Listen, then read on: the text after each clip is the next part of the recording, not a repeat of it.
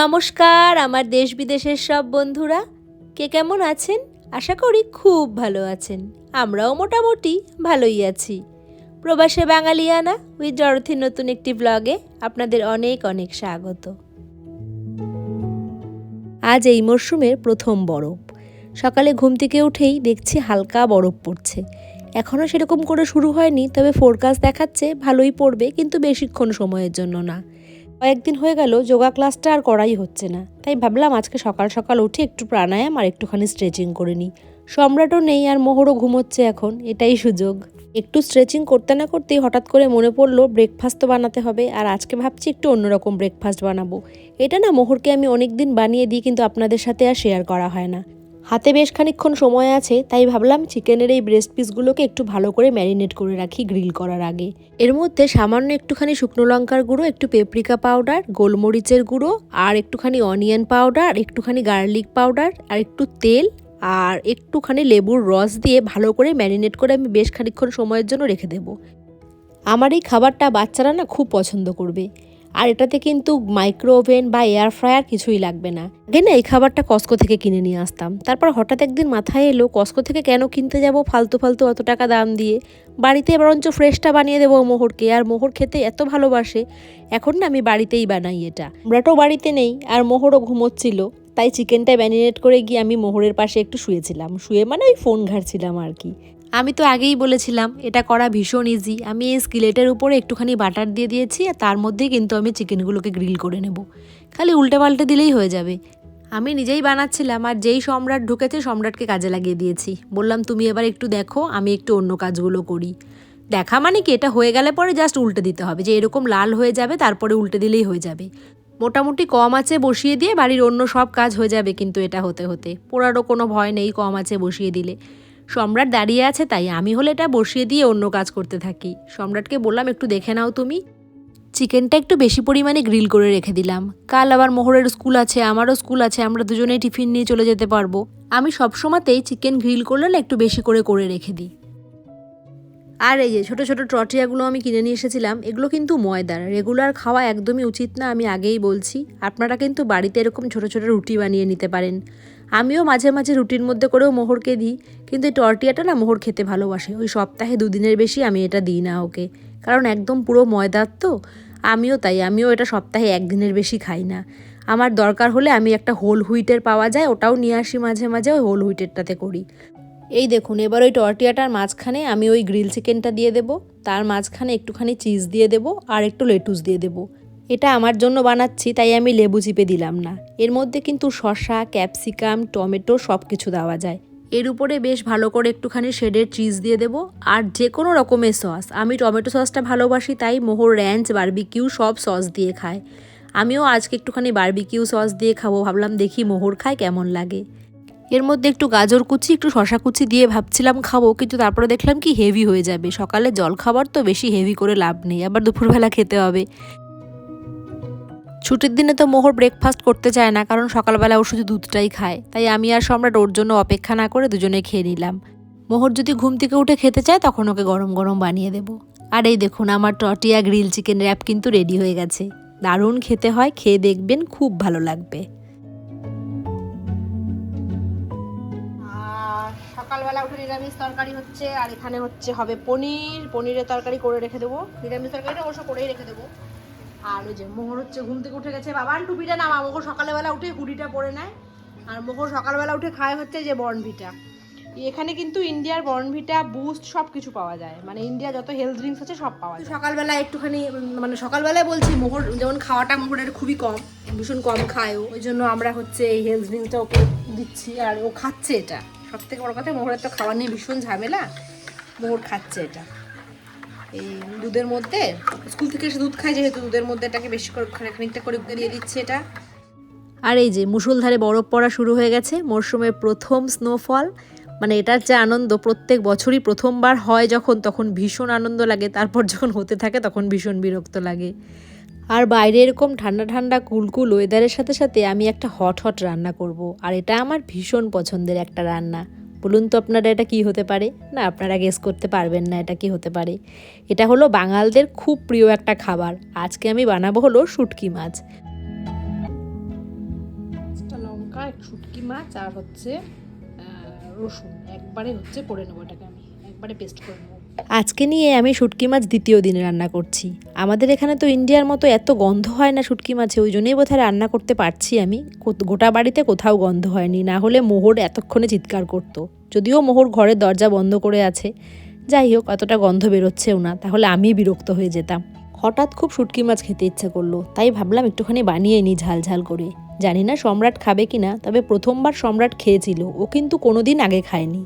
ওদের বাড়িতে শুটকি মাছ সবাই খায় না, মা খায় না, কাকিমারা অবশ্য খায়, ওরা আমাকে যখন বানাতো তখন দিত। রান্না করা বেশ সহজ, খালি একটু ঝাল আর একটু তেল মশলা লাগে। যারা ঘটি তারা অবশ্য নাক সিটকবেন আমার মায়ের মতো। আমার মা বলে বাঙালরা যা রান্না করবে সবটাতেই একগাদা ঝাল আর তেল দেয়। একদমই না, বাঙালরা খুব ভালো রান্না করতে পারে। না না, আমি একদমই নিজেকে জাস্টিফাই করছি না, আমি খুব একটা ভালো রান্না করতে পারি না, যাই হোক আর কি। আর এই শুটকি মাছ কিন্তু আমাদের বাড়িতে কখনোই ঢোকেনি মানে আমার মা কখনোই রান্না করেনি বাড়িতে। পাড়াতে যদি কেউ রান্না করতো তখন দিয়ে যেত। তাও আমি আর বাবি যদি টেবিলে খেতাম, মা কখনোই আমাদের সাথে খেতে বসতো না, কারণ মা একদম পছন্দ করে না শুটকি মাছ। মা নামটা শুনলেই বিরক্ত হয়। যাই হোক, আমার এই রান্না হয়ে এসছে মোটামুটি, আর আমি এর উপরে অল্প অল্প করে সর্ষের তেল দিয়ে আস্তে আস্তে রান্না করব। আর নামানোর আগে আমি আরেকটু সর্ষের তেল ভালো করে দিয়ে দেব। আজকে কিন্তু আমার আর ভাতের সাথে কিছুই লাগবে না, এই শুটকি মাছ দিয়ে আমার সম্পূর্ণ ভাত খাওয়া হয়ে যাবে। ঠান্ডারি এখন কে বলবে দিনের বেলা। জামা কাপড়গুলো সব ওয়াশিং মেশিন থেকে বার করলাম, আর এগুলো সব গোছাতে হবে এখন। আবার বাইরে কি ঠান্ডা, দেখ একটুখানি জানলার পর্দা দিয়ে। আরে কে বলবে দিনের বেলা এখন, কে বলবে এখন দিনের বেলা। যে মোহর এই লাইট জ্বালিয়ে টম এন্ড জেরি দেখছে, টম এন্ড জেরি নাকি একটা দেখছে, আর যে লেগো বানাচ্ছে। স্কুল ফটোটা কি আসছে রে বাবা, অর্ডার স্কুল ফটো। বাবা এই ছোট ছোট পিসগুলো এখন চোখে লাগবে না, বানানো হয়ে গেলে রেখে দিব, হয়ে যাবে আজকে বানানো। আমি শীতকাতুরে হলেও স্নোফল আমার ভীষণ ভালো লাগে। আমি এই ইস্ট কোস্ট বা এই মিডল ইস্টে ফিরে এসেছি এই কারণেই। ক্যালিফোর্নিয়াতে যখন ছিলাম তখন তো বরফ পড়তো না, আর এই শীতকাল হলেই ভাবতাম ওদিকে বরফ পড়ছে, আমাদের এদিকে পড়ছে না। যবে থেকে ইউএসএতে এসেছি তবে থেকেই শীতকাল মানেই জানি বরফ, আর এখন না বরফ ছাড়া আর শীতকালটা ভালো লাগে না। এই গাড়িটা শেডের তলায় থাকে না বলে বরফটা পরিষ্কার করতে হচ্ছে, আর টেসলাতে চার্জ দিতে হবে, চার্জ অনেকটাই কমে এসেছে। তাই ভাবলাম এই গাড়িটা নিয়েই যাই, কিন্তু যাওয়ার আগে সেই আবার গাড়ি পরিষ্কার করে তারপরে বেরোতে হয়, এই এক জ্বালা এখানে। বরফ পড়ার আগে ঠান্ডাটা খুব বেশি হয়, আর আজ বরফ পড়েছে, আজ ঠান্ডাটা একটু কম। আর আমি আর সম্রাট এখন যাচ্ছি, একটুখানি কাজ আছে, একটু জিনিসপত্র কিনতে হবে এই ক্রিসমাসের জন্য। আর মোহরের না বেশ কয়েকটা জামা কাপড় আমরা বের করে রেখেছিলাম, মানে বেশ কতগুলো আর কি। ওগুলো আজকে দিয়ে দেবো ডোনেশন বক্সে। গাড়ির মধ্যেই রাখা থাকে কিন্তু দাওয়াই হয় না। আজ সম্রাটকে বললাম আজই ডোনেশন বক্সে দিয়েই এসো। মোহরের নতুন নতুন জামা, জানেন তো মোহর একদম পরেই নি একটাও, কিন্তু কি করব সব ছোট হয়ে গেছে, তাই ভাবলাম দিয়েই দিই, লোকে পড়ুক। আর চলে এসেছি ডলার ট্রিতে। ক্রিসমাসের সময় ঘর সাজানোর জন্য ছোটোখাটো জিনিসপত্রগুলো সবসময় আমি এই ডলার ট্রি থেকেই কিনি। এবার ভেবেছি ক্রিসমাসের জন্য কয়েকটা ক্র্যাফট বানাবো, ওই সমস্ত জিনিসপত্রগুলোও কিনে নিলাম। সব না কেনা জিনিস ভালো লাগে না, হাতে কিছু বানালে পরে দেখতে ভালো লাগে। মোহরের তো ইন্টারেস্ট ভীষণ কম এগুলো ব্যাপারে, তাই ভাবলাম মোহর তো বানাবে না, অগত্যা আমিই বানাই কিছু একটা, তাই জন্যই ছোটোখাটো কিছু জিনিসপত্র কিনে নিলাম, আর এমনি সাজানোর জন্যও কিছু কিনলাম। ফিরে আসতে আসতে বেশ খানিকটা দেরি হয়ে গেছে, এসেই আগেই মোহরকে খাইয়ে দিয়েছি। মোহরের খাওয়া হয়ে গেছে, তারপর আমি আর সম্রাট স্নান করে এই যে খেতে বসছি এখন। আজ দুপুরের মেনুতে আছে মাছের ঝোল, নিরামিষ তরকারি, পালং শাক, আর এখানে আছে শুক্তো আমার এক বন্ধু দিয়েছে, আর মোহরের চিকেন তো থাকেই, আর আছে আমার প্রিয় শুটকি মাছ। যত কিছুই রান্না থাকুক না কেন আজকে আমি কিন্তু শুটকি মাছ ছাড়া আর কিছু দিয়েই ভাত খাবো না, আজকে পুরো ভাতটাই আমি শুটকি মাছ দিয়েই খাবো। খাচ্ছ?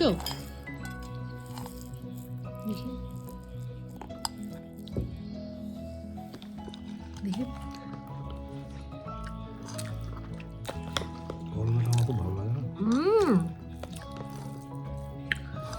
দারুণ হয়েছে শুটকি মাছটা, কিন্তু ঝাল, শুটকি মাছটা ঝাল হয়েছে গো। বেশ ঝাল। মাছ খাও না আমি আর, আমার ভাবি খেলে খুব খুশি হতো, দারুণ হয়েছে। ঝাল ঝাল। এই ঠান্ডায় গরম লাগবে। কেমন খেলে শুটকি মাছ খাচ্ছ? অবশ্য continuous process.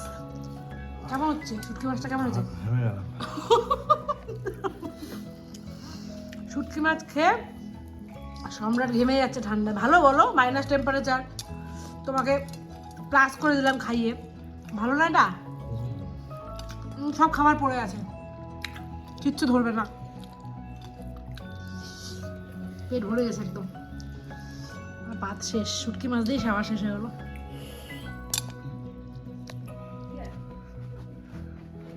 O my goodness, বাহ, এটা অ্যাড করলাম। সুন্দর হয়েছে তো। বাহ, ঠিক ওটা ওটাও দিয়েছে নাকি সাথে? হ্যাঁ, লেখা আছে। এটা এখানে রাখতে হবে, এটা উপরে, উপরে এখানে সরিয়ে দে, আরগুলো সরিয়ে দে। হ্যাঁ, পিছনে দিয়ে দে, অনেক জায়গা আছে তো। নিউ কালেকশন অ্যাড হলো। বাহ, সুন্দর হয়েছে। এটা হচ্ছে গ্রাফটা, তো এটা যে মেরে দিয়েছে 100,000 ডাইড। ও কলিঙ্গ, এটা কলিঙ্গর যুদ্ধ পড়ছিস তো তুই? কলিঙ্গ, হ্যাঁ, কনকাস্ট অফ কলিঙ্গ। অশোক এটা পড়ছিস? Reported basically. হ্যাঁ। Enter the number of Kalingans are died. ঠিক আছে তো এটা? আচ্ছা বল কি আছে বলে। অশোকা বল। Was the document as the Ashokas was a ruthless conqueror or the enlightened leader? এদেশে ক্লাস 6-এ কিন্তু গৌতম বুদ্ধ, অশোক, কলিঙ্গ যুদ্ধ অনেক ডিটেলসে পড়তে হয়। মুহূর্তের কোশ্চেন লিখতে হচ্ছে অশোক প্রজাহিতৈষী রাজা ছিল না প্রজা বিদ্বেষী রাজা ছিলেন, যেটা আমরা কিন্তু ক্লাস 8-9-এ পড়েছি, আর মুহূর্তে সেটা ক্লাস 6-এই পড়তে হচ্ছে মানে কিন্তু নোট মুখস্থ নয়। এখানে অশোকের রাজত্বের কিছু ডেটা দেওয়া আছে, কিছু ইনফরমেশন দেওয়া আছে, কলিঙ্গ যুদ্ধে কী হয়েছিল না হয়েছিল সেটা কিন্তু ওই ম্যাপের মাধ্যমেই দেওয়া আছে। তিনি কতটা রাজ্য বিস্তার করেছিলেন এগুলো সব ওই ম্যাপেই দেওয়া আছে। আর এই ইনফরমেশনগুলো সব ভালো করে দেখার পরে নিজের মতামতটা লিখতে হবে। সে যে মতামতই হোক না কেন, প্রজা বিদ্বেষীও হতে পারে, প্রজাহিতৈষীও হতে পারে, সে নিজের মতো করে লিখবে আর কি। এটা ঝাড়, একটু গাড়িটা ঝাড়। ই রাম, বড় হয়ে গেছে। বড় হয়ে গেছে। বাবা কতদিন পর ধরলাম রে। বাবা তুই না, বাবা তুই ধরিস না, বাবা তুই ধরিস না। অশোকের কলিঙ্গ জয়ের মতো আমরাও দেখি ঠান্ডাটা এবার জয় করে বন্ধুর বাড়িতে খেতে যেতে পারি কিনা। হ্যাঁ, আজ রাতে একটু বন্ধুর বাড়িতে নেমন্তন্ন আছে, সেখানেই আমরা যাচ্ছি। আর আমার আজকের ভিডিওটাও এই পর্যন্তই। আমার আজকের ব্লগটা যদি ভালো লাগে লাইক, কমেন্ট আর একটু সাবস্ক্রাইব করে দেবেন। সবাই খুব ভালো থাকবেন, আনন্দে থাকবেন। শুভরাত্রি।